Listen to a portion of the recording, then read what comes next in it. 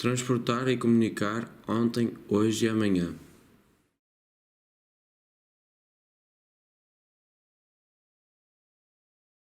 Introdução. Da primeira à quarta revolução industrial. Os avanços técnicos mudam a forma como os humanos produzem coisas. O passo para a tecnologia de produção, completamente diferente do passado, também é chamado de revolução industrial. As novas tecnologias de produção mudaram fundamentalmente as condições de trabalho e os estilos de vida das pessoas. Quais foram as revoluções industriais e onde nos encontramos agora? Da primeira revolução industrial à indústria 4.0. A primeira revolução industrial começou no século XVIII, através do uso de energia a vapor e mecanização da produção. Os esquiantes produziam roscas em rodas de fiar simples, com o aparecer da versão mecanizada alcançavam 8 vezes o volume de produção no mesmo tempo. A energia do vapor já era conhecida. O uso para fins industriais foi o maior avanço para o aumento da produtividade humana. Em vez de ser teares movidos a músculo, os motores a vapor poderiam ser usados para energia. Desenvolvimentos como o navio a vapor ou, cerca de 100 anos depois, a locomotiva movida a vapor provocou mais mudanças massivas porque os seres humanos e as mercadorias podiam mover-se por grandes distâncias em menos tempo. A segunda revolução industrial começou no século XIX através da descoberta da eletricidade e produção em linha de montagem. Henry Ford, o criador da Motor Ford Company, levou a ideia da produção em massa de um matadouro em Chicago, onde observou que os animais pendiam de correias transportadoras e que cada operário executava apenas uma parte da tarefa de massacrar o animal. Henry Ford levou estes princípios à produção automobilística e alterou-a drasticamente no processo. Enquanto que antes os automóveis eram produzidos na totalidade numa única estação, agora os veículos eram produzidos em etapas parciais na correia transportadora da linha de montagem, logo com maior especialização e rendimento dos operários, ou seja, significativamente mais rápido e com menor custo. A terceira revolução industrial começou nos anos 70 do século XX através da automatização parcial usando comandos e computadores programáveis por memória. Desde a introdução destas tecnologias, agora podemos automatizar todo um processo de produção sem assistência humana. Exemplos conhecidos disso são robôs que executam sequências programadas sem intervenção humana. Atualmente estamos a implementar a quarta revolução industrial. Esta é caracterizada pela aplicação de tecnologias de informação e comunicação à indústria. Também é conhecida como Indústria 4.0. Baseia-se nos desenvolvimentos da terceira revolução industrial. Os sistemas de produção que já possuem tecnologia de computador são expandidos por uma conexão de rede e têm um gêmeo digital na internet ou cloud, por assim dizer. Estes permitem a comunicação com outras instalações e a partilha de informações sobre si mesmos. Este é o próximo passo na automação da produção. A rede de todos os sistemas leva a sistemas de produção ciberfísicos e, portanto, fábricas inteligentes, nas quais sistemas de produção, componentes e pessoas comunicam-se através de uma rede e a produção é quase autónoma. Impacto da era digital na sociedade. A sociedade da informação, conceitos iniciais. A informação é a transmissão de mensagens que possuem um significado comum entre o emissor, quem produz a mensagem, e um destinatário, quem recebe a mensagem, por meio de um suporte tecnológico que faz a mediação desta mesma mensagem. Toda a informação é dotada de consciência, objetivo e finalidade ao ser transmitida do emissor para o destinatário. Desta forma, fica evidente que a informação, na sociedade atual, é o mecanismo mais importante no qual se relacionam e se concretizam as comunidades. É por esse motivo que a sociedade caminha no encontro da globalização tecnológica para um processo de virtualização onde tudo passa a acontecer a fazer dentro de um universo virtual. Assim, com o surgimento da internet no final dos anos de 1960, as ideias de liberdade e materialidade passam a revolucionar a leitura e a comunicação em rede, possibilitando arquivar, copiar, desmembrar, recompor, deslocar e construir textos, exibi-los e ter acesso a todo tipo de informação de qualquer variedade, a todo instante, em qualquer lugar. O desenvolvimento de novas tecnologias no setor da informática suplantou um mercado cada vez mais competitivo e especializado, resultante da globalização, a aceleração e a instantaneidade dos processos produtivos e comunicativos. A internet fez o cidadão potencialmente integrador, interventivo e agente de comunicador diretamente participativo em tempo real. Considerações finais. Slogans comerciais já diziam: o futuro é agora.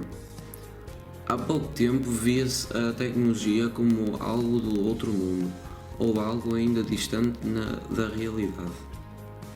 O ciclo de implantação das novas tecnologias é cada vez mais acelerado, com mudanças importantes num curto espaço de tempo. De sociedade industrial passou-se rapidamente para a era tecnológica e mais rápido ainda já se vive na era digital. A tecnologia permite que os novos dispositivos se implantem definitivamente no cotidiano social. Quem hoje abdica de ser encontrado a qualquer hora ou em qualquer lugar, isto é, de possuir um telefone móvel? Todos os dispositivos fazem parte de uma complexa sociedade em que são formatados e formatam a cultura. A internet tornou-se um instrumento prático e barato, alternando diversas funções e criando outras, principalmente no novo mercado de trabalho, onde se originaram novas práticas ligadas ao campo da tecnologia informática e do conhecimento com base na informação.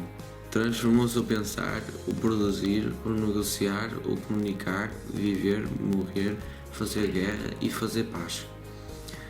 Sobre a influência da era da informação e do digital, a transição de paradigmas inerentes às novas configurações sociais na sociedade digital move diferentes teses, demonstrando o alto grau de impacto também na área científica, não apenas nas questões tecnológicas, mas essencialmente nas ciências sociais. É impossível não ver os benefícios que as novas tecnologias trouxeram para a vida das pessoas, mas a sua prepotência lúdica esconde bichos de 7 cabeças. Por mais que pareçam amistosos, é preciso ter muito cuidado para não ser engolido por eles. Encerra-se com uma frase de Carlos Vogt que se intitula Cacofonia Social.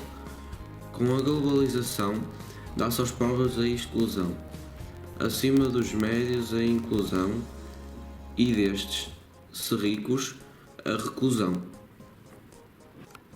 Reflexão das consequências positivas e ou negativas do Covid-19.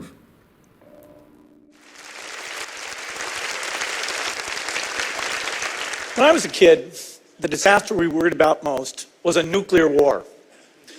That's why we had a barrel like this down in our basement, filled with cans of food and water. When the nuclear attack came, we were supposed to go downstairs, hunker down, and eat out of that barrel. Today, the greatest risk of global catastrophe doesn't look like this. Instead, it looks like this. If anything kills over 10 million people in the next few decades, it's most likely to be a highly infectious virus rather than a war. Not missiles, but microbes.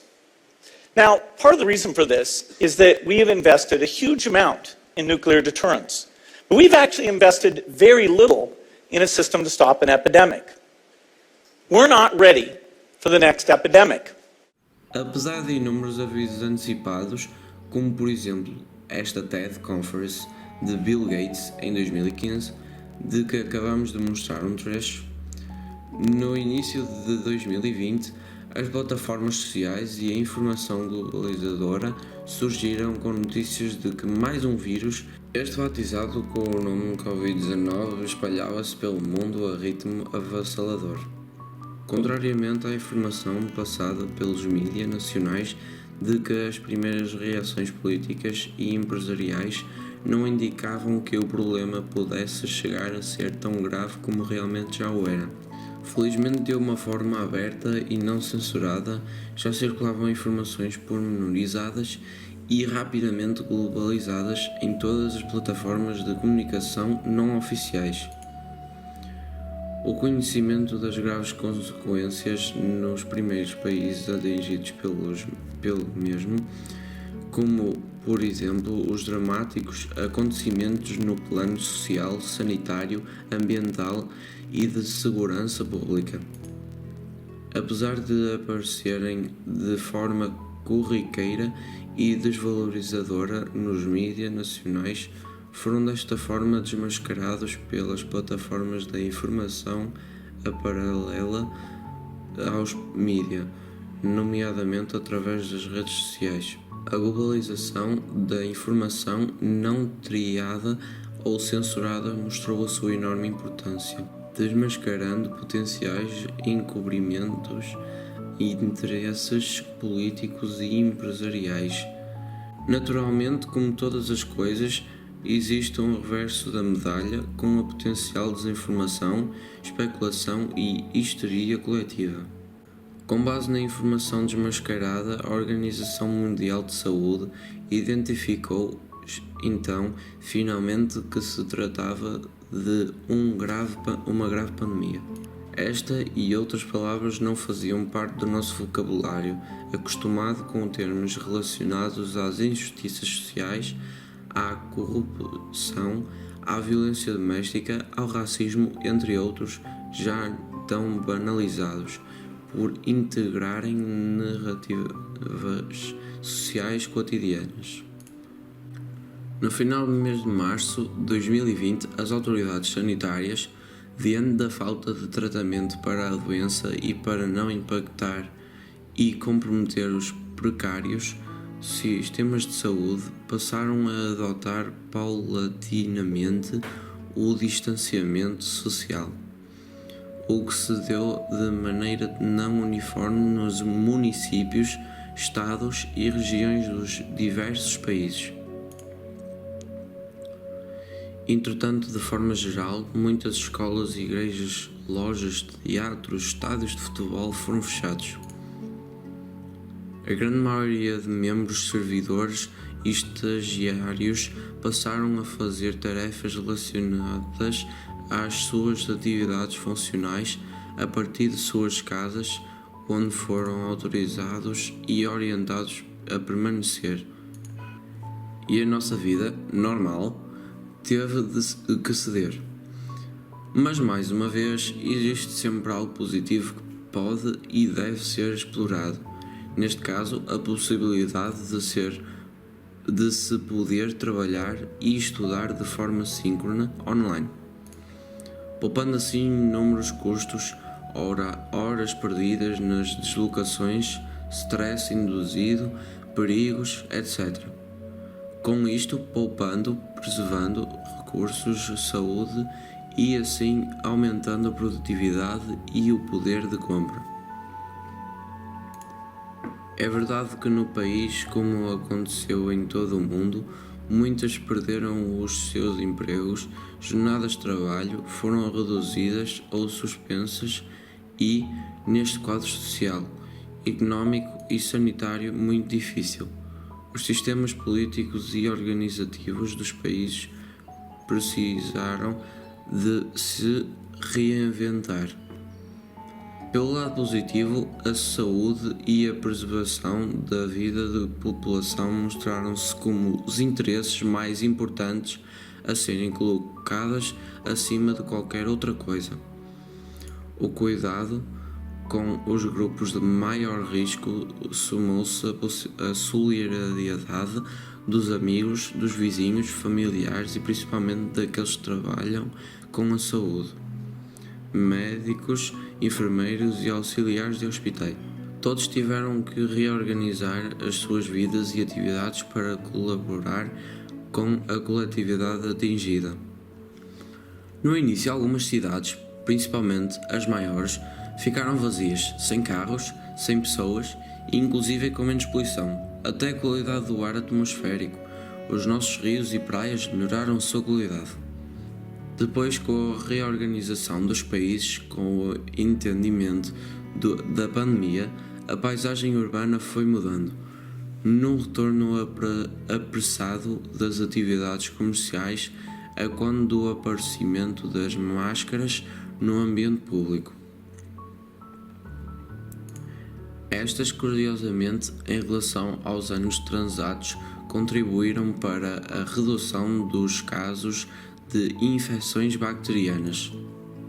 Em simultâneo, felizmente insistiu-se no retorno aos cuidados básicos de higiene, que infelizmente há muitos estavam adormecidos na base educacional. Intensificaram-se as regras sanitárias desde o início da pandemia, com orientações intensas de lavar bem as mãos, usar álcool gel, proceder a cuidados de higiene ao voltar para casa, comprar e consumir alimentos devidamente protegidos, certificados e higienizados. Apesar do esforço da comunidade científica internacional, ainda não se vislumbra uma vacina que possa rapidamente debelar o novo coronavírus e devolver a todos a vida e a liberdade que tínhamos antes da pandemia. No mundo inteiro, os casos da Covid-19 ainda são muito preocupantes, com um número alarmante de infectados e milhares de mortes. Apesar de toda a informação e desinformação disponível, são evidências ainda negadas por uma parcela da população que não aceita esta dura e difícil realidade. Esta pode ser uma oportunidade de mudança de hábitos, de exercício da resiliência, de valorização da saúde, dos laços familiares e da amizade, bem como do aperfeiçoamento do trabalho, reorganização da solidariedade e abandono de práticas opressivas no meio social. Relatos abrem espaços e perspectivas de diferentes pontos de vista e assim por este contágio cultural podem surgir descobertas essenciais para auxiliar na luta contra a ignorância. Todos importam, merecem respeito e precisam de ser incluídos no processo de emancipação e união da nossa civilização. Como seres gregários, o respeito de cada um para consigo e para com o próximo, a união, a solidariedade e a compaixão compõem com o amor o conjunto que precisamos para mudar o mundo. São uma espécie de vacina, um potente antídoto ou remédio. Diante desta terrível situação pela qual estamos a passar, a vida precisa de ganhar outros propósitos relacionados com o cuidado com os outros e conosco mesmos, pelo reconhecimento da nossa fragilidade orgânica, da nossa dependência de vínculos sociais e da certeza de que somos mais fortes e menos vulneráveis se estivermos muito unidos, porque só assim poderemos superar os riscos de modernidade e deste excesso de adversidades.